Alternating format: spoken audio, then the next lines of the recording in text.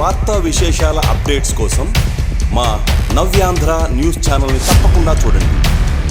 దేశంలో జగన్మోహన్ రెడ్డి గారి పిలుపు మేరకు ఈరోజు కూటమి ప్రభుత్వం అధికారంలోకి వచ్చి సంవత్సర కాలం పూర్తయింది. నిజంగా ఈ సంవత్సర కాలంలో వాళ్ళు ఇచ్చిన హామీలు ఏమన్నా నెరవేరుస్తారేమని ప్రజలు ఎదురు చూశారు. వైఎస్ఆర్ కాంగ్రెస్ పార్టీ కూడా ఎదురు చూసింది. కానీ సంవత్సర కాలం అయిపోయింది. వాళ్ళు ఇచ్చిన ఇవాళ సూపర్ 6 అన్నారు, 142 హామీలు ఇచ్చారు, ఏది కూడా నెరవేర్చలేదు. కేవలం ఇప్పటికీ సంవత్సర కాలం అయినా జగన్మోహన్ రెడ్డి గారిని తిట్టడం, వైఎస్ఆర్ కాంగ్రెస్ పార్టీ నాయకులపైన కేసులు పెట్టడం, రెడ్ బుక్ అని ఇది తప్పక వేరే వాళ్ళు చేసిన దాఖలాలు లేవు. ఈరోజు నిజంగా వైఎస్ఆర్ కాంగ్రెస్ పార్టీ మనం కొంత ప్రభుత్వం ఏర్పడింది, కొత్త ప్రభుత్వం, కొంత సమయం ఇస్తాం అనే ఆలోచనతో దాదాపు సంవత్సర కాలం టైం ఇవ్వడం జరిగింది. ఆ రోజు నిజంగా ప్రజలకు ఎన్నికలకు ముందు చంద్రబాబు నాయుడు గారు బూటకపు హామీలన్నీ ఇచ్చాడు. ఆ రోజు నిజంగా ప్రజలు ఆశపడ్డారు.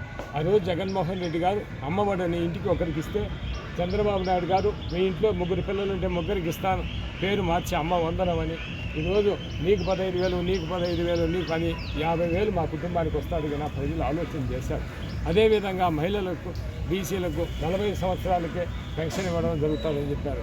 మహిళలకు నెల నెల డబ్బులు అకౌంట్ వేస్తామని చెప్పారు.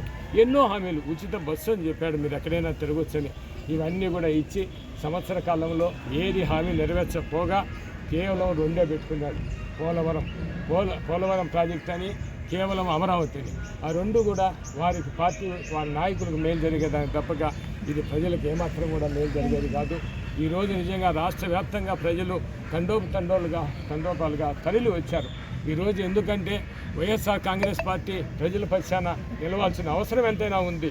ఈరోజు నిజంగా ఏ సమస్య వచ్చినా కూడా వైఎస్ఆర్ కాంగ్రెస్ పార్టీ ప్రజల పక్షాన్ని నిలబడుతుంది. ఎలాంటి సమస్యను కూడా ఎదుర్కొనేదానికి సిద్ధంగా ఉంటుంది కూడా. అదేవిధంగా ఈరోజు ప్రజలు వాళ్ళు ప్రభుత్వం మెడలు వంచి వారు ఇచ్చిన హామీలు నెరవేర్చేదానికి ఈరోజు కార్యక్రమం ఇది అంతం కాదు, ఇది ఆరంభం మాత్రమే. ఇంకా రాబో రోజుల్లో ఉద్యమాలకే పార్టీ ఈరోజు ఉద్యమాలకే ఎక్కువ ఆయన ప్రాముఖ్యతనిస్తుందని కూడా తెలియజేస్తూ, ఈరోజు రాజంపేట నియోజకవర్గంలో జరిగిన ర్యాలీలో ఇదే విధంగా పార్లమెంట్ సభ్యులు రఘునాథ్ రెడ్డి గారు కావచ్చు, అదేవిధంగా శాసనమండలి సభ్యులు రమేష్ గారు కావచ్చు, అదేవిధంగా రాజంపేట నియోజకవర్గం అంతా ప్రజాప్రతినిధులు, నాయకులు, కార్యకర్తలంతా కూడా విరివిగా పాల్గొని ఈ కార్యక్రమాన్ని జయప్రదం చేయడం జరిగింది. వారందరికీ కూడా నేను హృదయపూర్వక వాళ్ళందరికీ కూడా నేను నమస్కారాలు అందరికీ కూడా తెలియజేస్తున్నాను. భవిష్యత్తులో మనం చేసే పోరాటం ఇది మన కోసం కాదు, ఇది ప్రజల కోసం చేసే పోరాటం. ఈ పోరాటంలో మీరందరూ కూడా భాగస్వామ్యులు కావాలని మరొకసారి మిమ్మల్ని అందరికీ కూడా వినియోగించుకుంటున్నాను. జోహార్ వైఎస్ఆర్, జై జగన్. మరిన్ని వార్తా విశేషాల అప్డేట్స్ కోసం మా నవ్యాంధ్ర న్యూస్ ఛానల్ని తప్పకుండా చూడండి.